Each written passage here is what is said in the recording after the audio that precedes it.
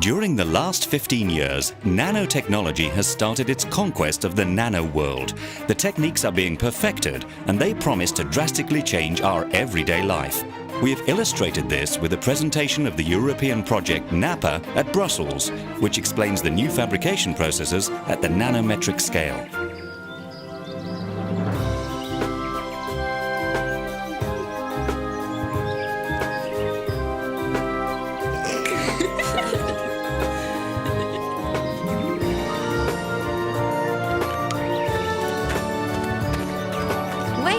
I'm going to show you a super funny photo. Hey, look Nat, the man who was over there forgot his envelope. Do you think it's something important? Let's have a look. Did you see the stamp? It comes from a foreign country. Nanotechnology? Do you know what that is? Vaguely. The science teacher told us a little bit about it. It's so cool. It is something we'll have in the future. Well, it sounds super important. We should take it to him. Wait, but where? Well, at this address. This is where he must work. Ah, I know where that is. Come on. Hey, didn't you forget we had a tennis lesson? Let's go, come on. We'll return it fast. We'll go after.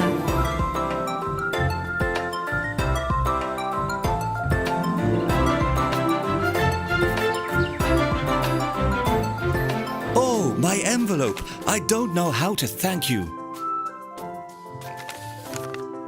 Ooh, the sample is here. What is it? It's a bioplume. I will explain what it is to you, but first I have to verify that it is not damaged. Okay, come with me to the clean room.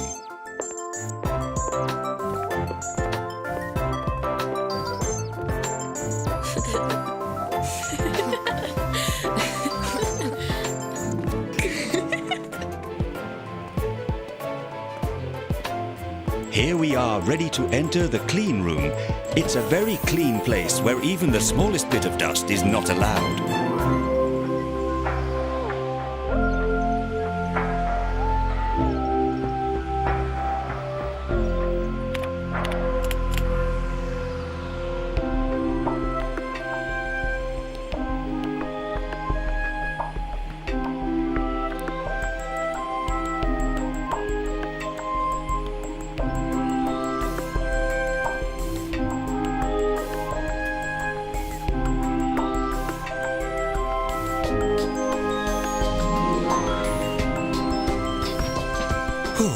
Everything is fine. It's still intact. How do you see it? It's this part here that is very fragile. There is a canal where the ink arrives and a feather of nanometric size. We can't see them with the naked eye, which is why we verify their state with this very powerful microscope. So that's what a bioplume is? Yes, it's a bit like an ink pen with a reservoir and a tiny little feather, invisible to the naked eye. But what good is it to write with a pen if you can't even see what you're writing? Ah, good question. Let's see. Hello, I'm Nano, and the world of nanotechnology has no secrets for me. So, what do we do with a bioplume? Well, for example, we can place DNA molecules that contain a specific gene of a disease inside minuscule drops. And when we analyze a patient's sample, if it contains this gene, the nano drop will become colored under the light of a laser beam.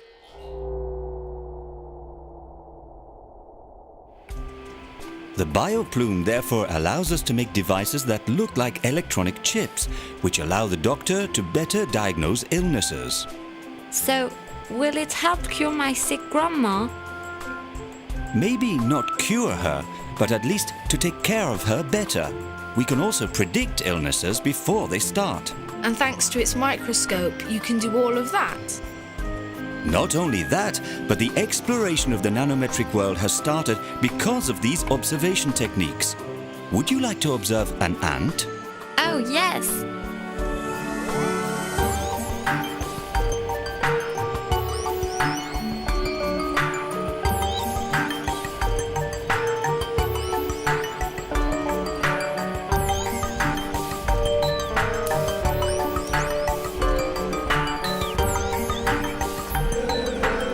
Here the ant is in a vacuum.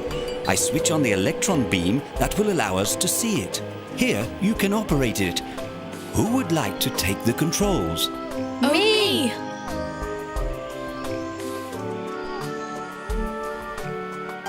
You turn this button to zoom in and this one to focus.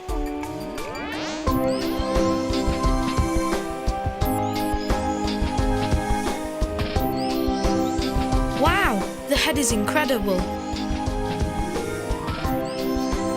Hey, look! There's a hook at the end of its leg.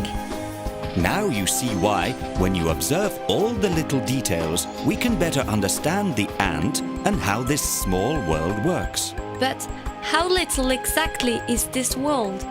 I am going to show you something. You will understand everything better after that. It's very good you returned that envelope, and all of this sounds very interesting. Well, take advantage of the situation. You'll explain everything to me tonight. Of course, Mom. See you later, honey. See you tonight. Big kiss. Here, we are at the same scale as a person, and then we meet, for example, the ant that measures just a few millimeters.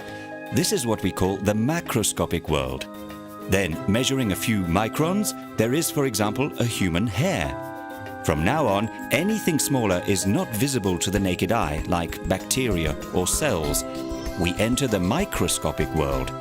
Below that comes the nanoscopic world. We find viruses that measure a few hundreds of nanometers, and even smaller are molecules and atoms, basic components of all matter, living or not. Exploring the nanometric world is to get inside matter. Let's take a trip to the heart of Nat's tennis racket.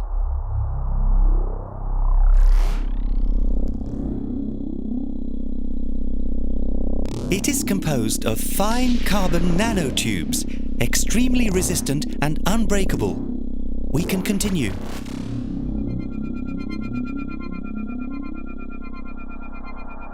Here we are in front of a carbon atom. There is the same size relationship between this atom, a tennis ball, and the Earth. Since we now can work at the nanometric level, it has been possible to create new materials and new devices. And how do you create nano objects? That is our specialty in this lab. We call it nanofabrication. Do you both want to find out about these processes? Oh, yes. Let's go visit the experimental room.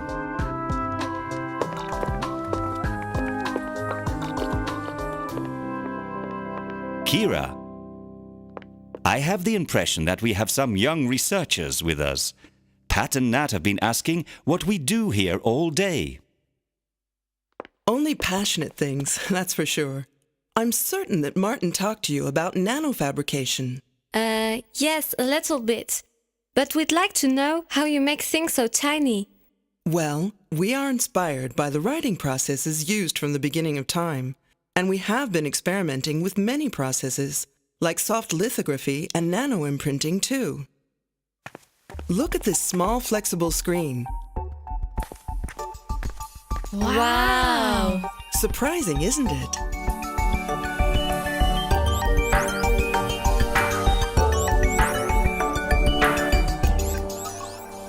Soft lithography is not very complicated.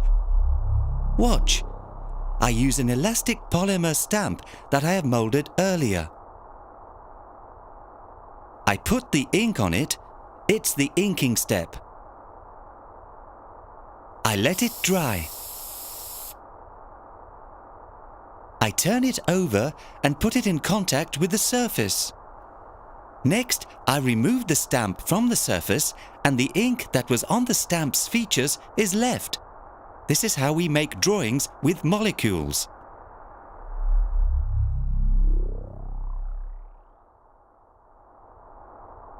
And as for the nano-imprinting, here is a mold made out of a hard material that cannot be bent or broken, and a sample covered with a thin layer of resist that softens while heating. We put these two elements in contact and we apply pressure.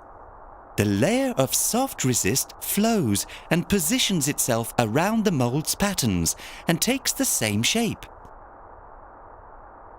We remove the mold and we get the structure.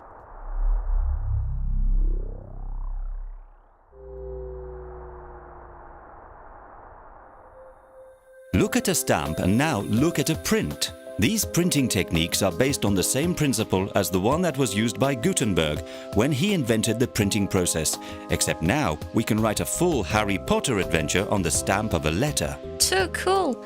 And can we do other things with it? Yes, this flexible screen prototype, for example. That means we will soon have screens like this in our school bag. Aha! And I'm sure you have certainly heard people talking about the environmental problems. You know that we are researching new kinds of clean energy that are less polluting for our planet. And so this is also the subject of our research. Look, you see this device? Thanks to the process of nano-imprinting, we're trying to find a way to improve the quality of photovoltaic cells. That's the name of the cells capable of transforming the sun's light into electricity. Here's another example that you might relate to. Do you know how to use a stencil set? Of course, we know it. Well, we apply the same principles to integrate circuits that are used in mobile phones, using a technique that carries the name stencil. Look! Thanks to this innovative technology, our mobile phones will become real pocket computers that can do everything. Well, almost everything. Do you always use such simple tricks to draw nanocircuits? It might be simple in principle, but the experimental conditions to make everything work are very complex, and they require a lot of work and deep understanding to find the right parameters and settings. And for each process we use different molds, which we fabricate as well. But, oh my gosh, we will not have enough time to talk about it. I have to go and pick my kids up and I'm already late. However, if you're interested, we take on young people of your age for internships. You are most welcome. Awesome! So, we'll see each other soon.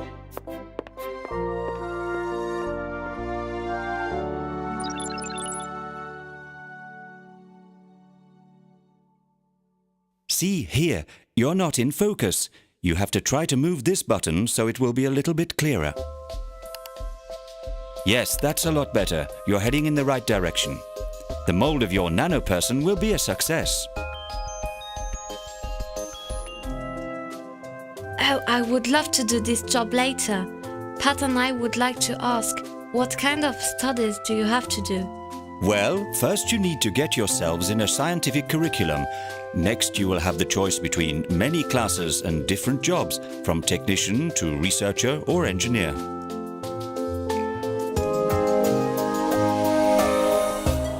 In fact, research in the nanometric world is at its beginning, and there are numerous aspects left to discover.